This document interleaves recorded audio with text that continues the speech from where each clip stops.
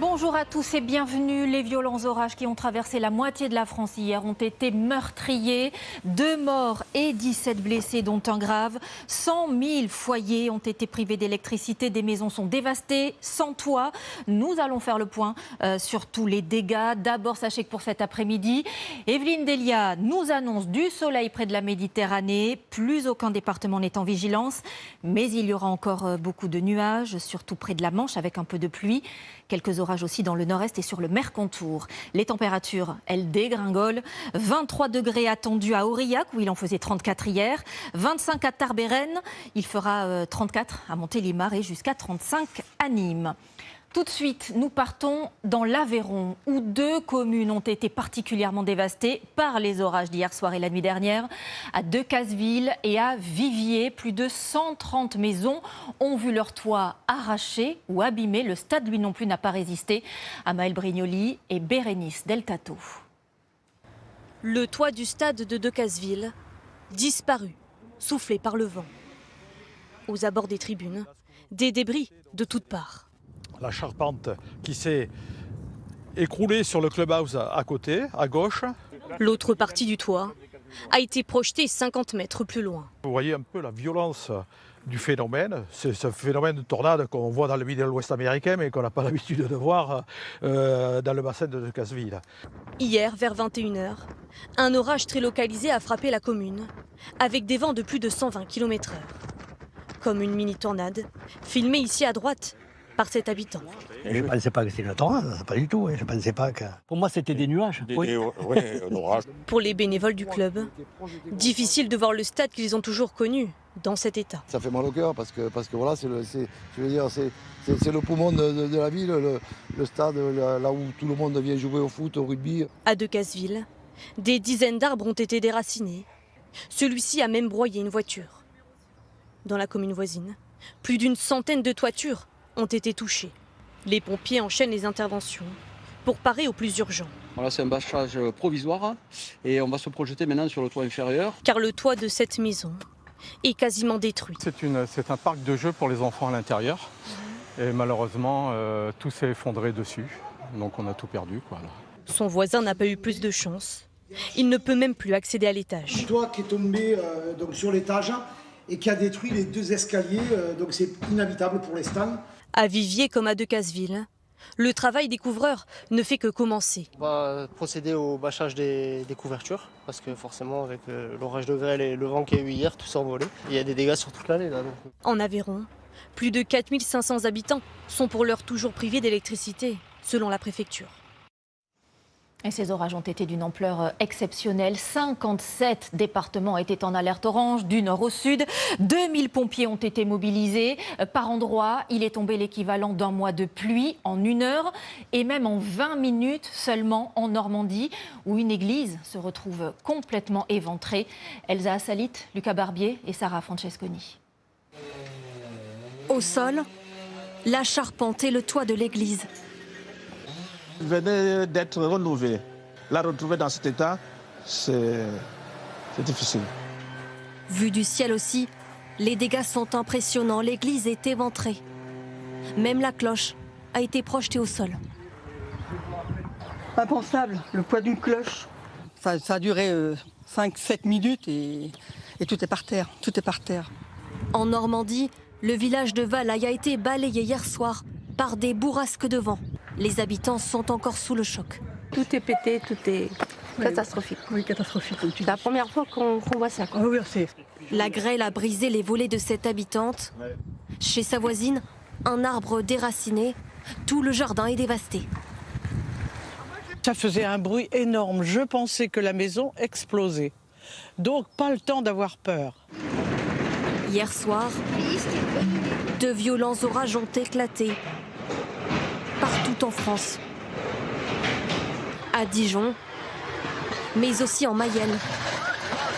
Ici, une pluie de grêlons c'est la tempête là a surpris les habitants. Oh, tout le salon jardin il a volé.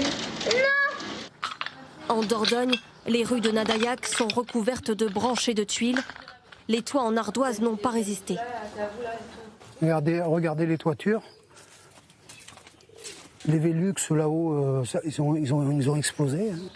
Les 150 maisons de la commune sont touchées, ainsi qu'une partie de l'école. Près de 80 pompiers sont encore sur place ce matin. On invite tout le monde à la vigilance aussi, puisque dans les communes qui ont été touchées par de la grêle, il y a des risques de chute de tuiles, de chute d'ardoises, et donc il faut aussi être très vigilant de ce point de vue-là. En Auvergne, des arbres sont tombés sur les rails. La circulation des trains est encore interrompue sur 3 axes. À Brive, le trafic est arrêté au moins jusqu'à demain. Et je vous le disais au tout début de ce journal, ces violents orages ont causé la mort de 2 personnes. Un enfant de 12 ans près de Montauban, un homme de 59 ans en Mayenne. Il y a 17 blessés, dont un en urgence absolue. Le bilan est très lourd. Les secours tiennent à rappeler qu'il ne faut pas banaliser les alertes oranges qui se multiplient. Léonard Attal, Solène Cornuau et Nicolas Hess.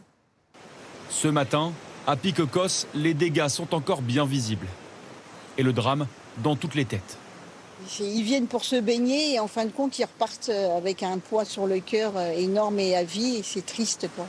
Ces 2 arbres se sont abattus sur un adolescent de 12 ans venu se baigner avec sa mère et ses 3 sœurs. C'est ce que nous raconte la maire de la commune. Ça prêtait très certainement à passer la soirée les pieds dans l'eau comme beaucoup le font ici, bien que ce soit interdit.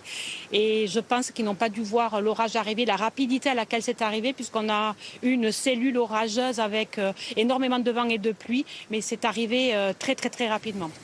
Un orage soudain et très violent, comme sur ces images amateurs filmées dans le même secteur.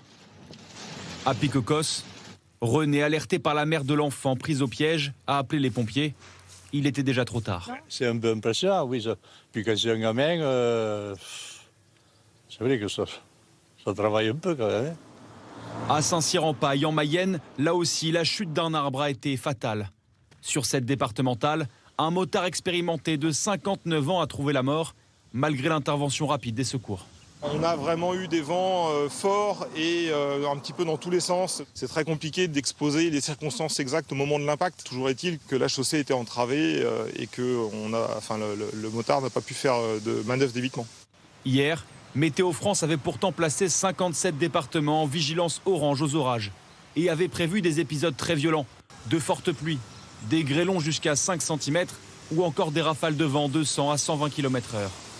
Mais au vu des dégâts matériels et humains, était-ce suffisant? Fallait-il déclencher par endroits la vigilance rouge? Il n'y a pas eu de vigilance rouge. Pourquoi, malgré la violence de certains orages? Parce que ce sont des phénomènes extrêmement localisés. Donc, à l'échelle d'un département, c'est difficile, pour ne pas dire impossible, de savoir où le couloir d'orage et les orages les plus violents vont passer. Dans ces alertes, Météo France indique pour une vigilance orange des phénomènes dangereux et préconise de se tenir au courant de la situation. Mais ces messages sont-ils suffisamment pris en compte?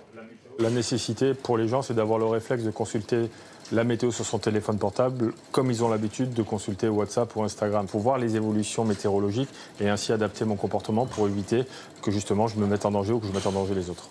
Hier, les pompiers ont réalisé environ 2500 interventions dans toute la France. Et au plus fort de ces orages, 110 000 foyers se sont retrouvés privés d'électricité. Ils sont encore 70 000 à l'heure qu'il est.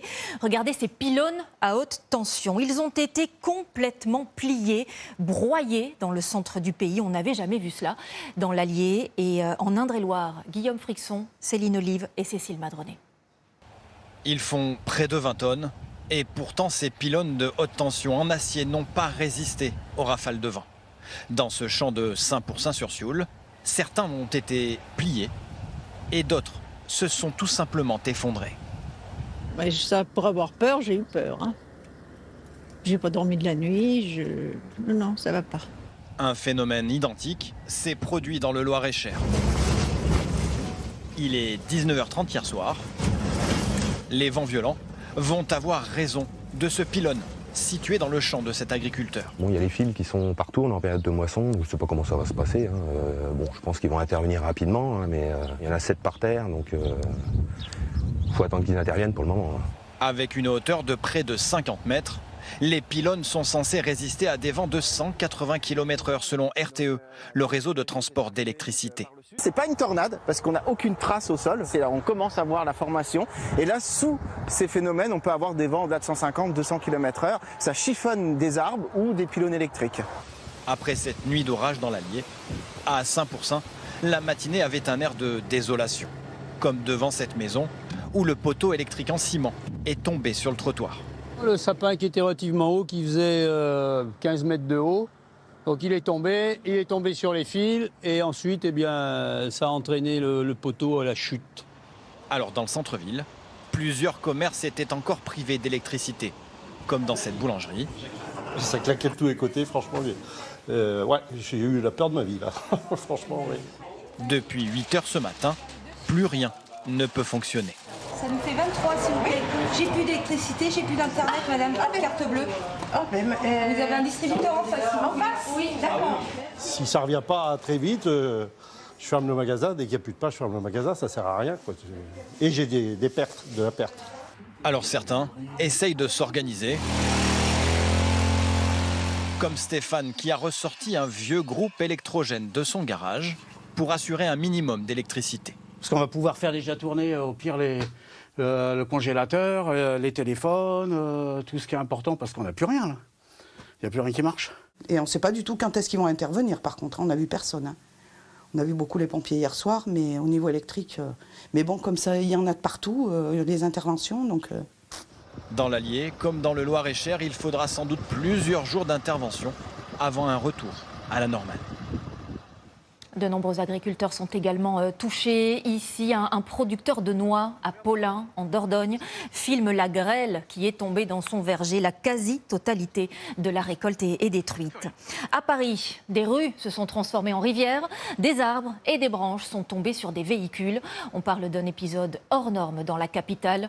Amandine Crève, Caroline Philippe et Kylian Prévost.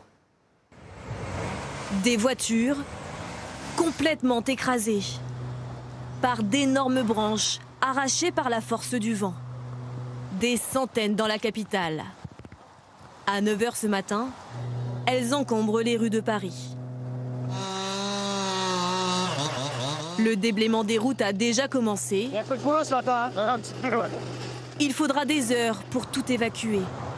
Les riverains rencontrés n'en reviennent pas. On a vu cet apocalypse de...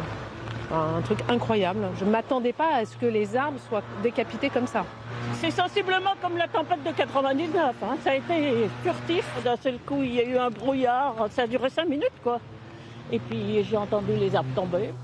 Des dégâts, à l'image de la nuit, mouvementés. Tout commence à 21 h. Le ciel bleu de Paris devient noir soudainement. Des éclairs. Et une pluie intense s'abat pendant 15 longues minutes sur la capitale. Accompagnée de vents violents.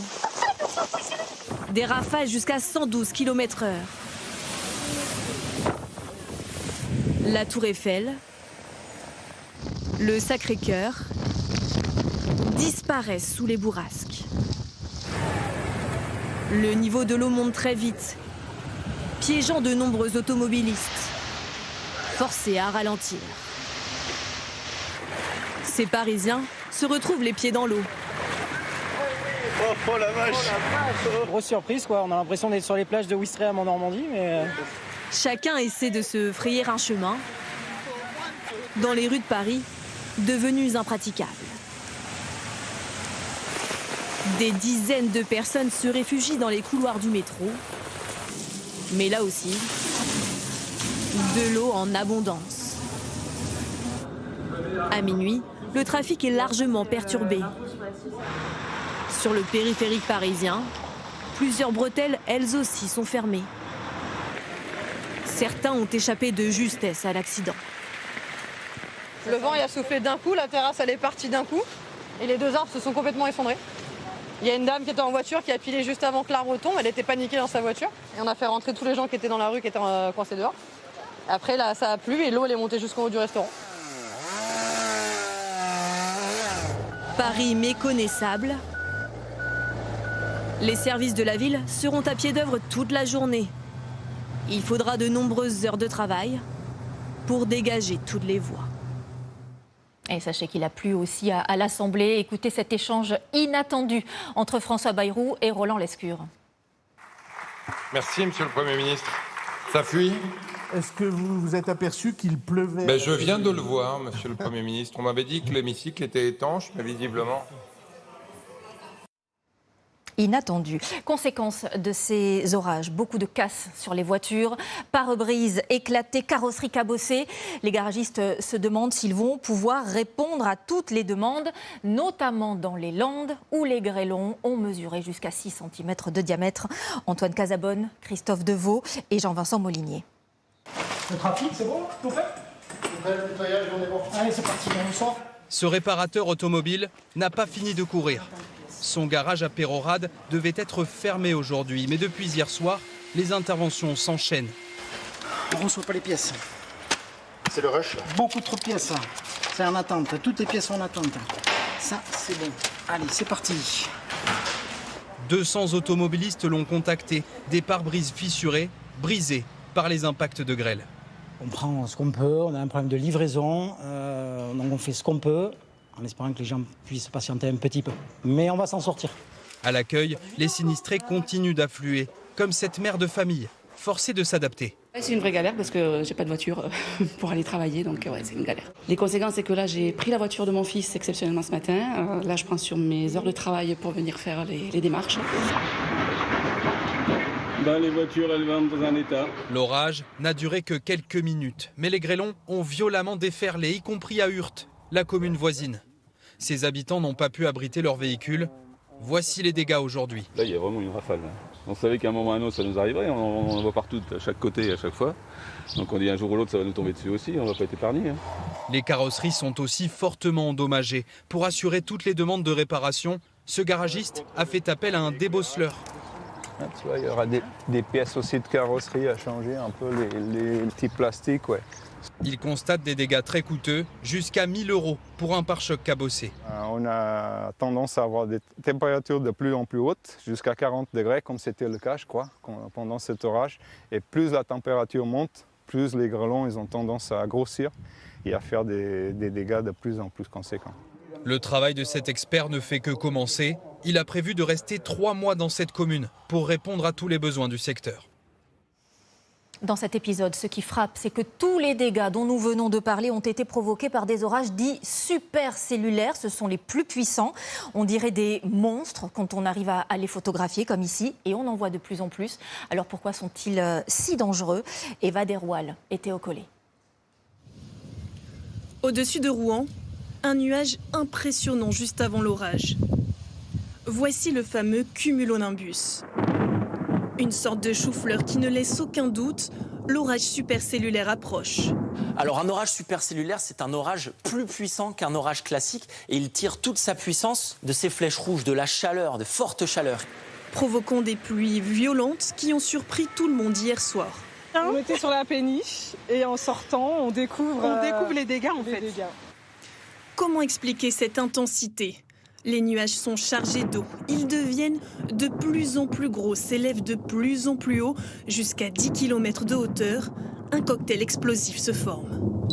Les grêlons peuvent alors dépasser 5 cm de diamètre. Les pluies sont intenses, avec de fortes rafales de vent.